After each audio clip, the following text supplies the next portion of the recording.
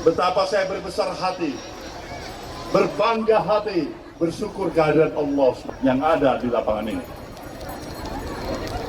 Kita berada di lapangan ini adalah untuk mengekspresikan rasa kepedulian kita, rasa tanggung jawab kita kepada amanat konstitusi.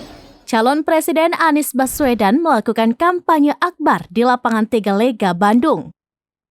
Kegiatan dilakukan pada Minggu 28 Januari itu turut dihadiri oleh Yusuf Kala dan Surya Paloh.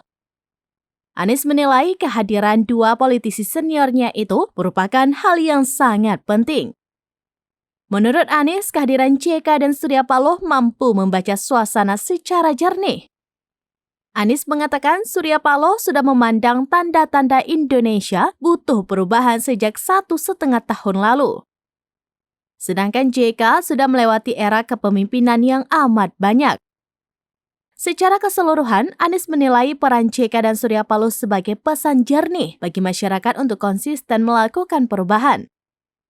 Sementara itu, Surya Paloh mengatakan bahwa JK merupakan sahabat lama sejak dirinya di Golkar. Surya Paloh kemudian mengapresiasi JK yang berkenan ikut melakukan kampanye. Sedangkan JK mengaku terkesan atas sambutan masyarakat dan simpatisan di Tegalega. Menurut JK, semangat masyarakat dan kader yang hadir memberikan harapan ke depan.